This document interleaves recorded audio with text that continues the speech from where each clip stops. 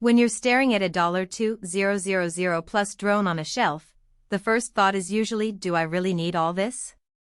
It's a valid hesitation, especially if you've spent a few months watching aerial footage and wondering whether you're missing out, or just throwing money at a gadget that will end up gathering dust. I'm going to walk through the real-world factors that matter: how the camera actually performs when the sun is low, how confident you feel about the obstacle sensors on a crowded city street, whether the battery life lives up to the promise, and if the whole package fits into the workflow of a hobbyist, a travel vlogger, or a professional creator.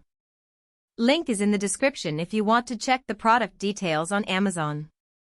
First, let's talk about why the Fly More combo matters beyond just a bigger price tag.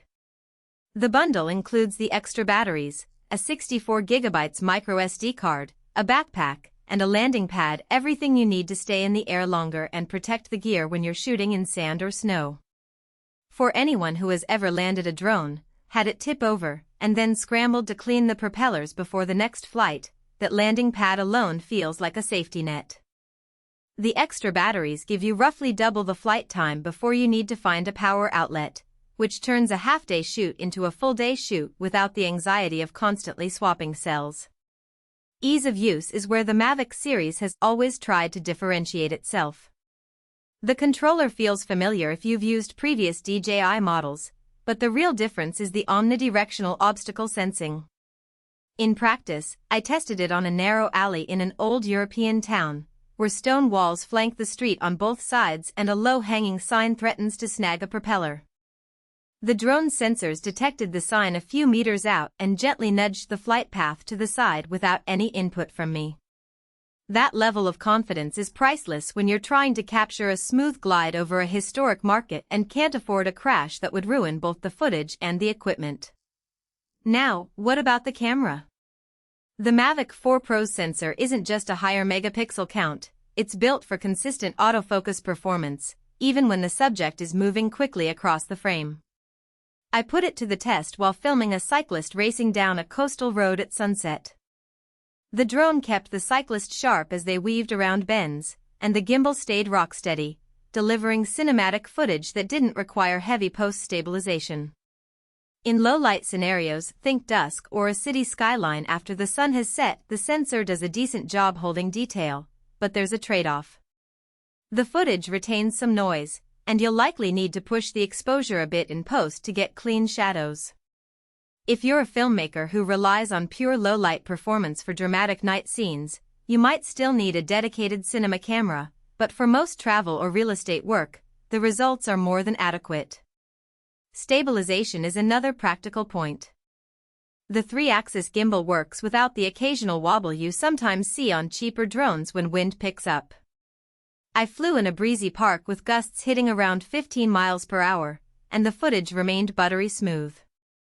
The only time you'll notice the drone fighting the wind is during aggressive maneuvers, like a rapid forward flip for a stunt shot, but those are intentional and not typical of a cinematic workflow. One of the biggest pain points for new owners is the menu system. DJI's app can feel a little dense at first, with multiple tabs for flight settings, camera controls, and intelligent flight modes. After a few practice runs, the layout becomes second nature, but there is a learning curve. The good news is the app remembers your preferred settings, so you don't have to dig through menus for every flight. If you're already comfortable with a DJI controller, you'll feel at home. Otherwise, set aside an hour of just playing before you head into a critical shoot. Battery confidence is often a make-or-break factor for drone buyers. The advertised flight time of around 3,035 minutes is realistic in calm conditions with moderate speed. In a windy coastal shoot, I saw the flight time dip to roughly 25 minutes, which still gave me plenty of room to capture multiple angles before swapping a battery. The batteries are hot swap friendly, you can pull one out and snap in another without powering down the drone, which is a big convenience during long sessions.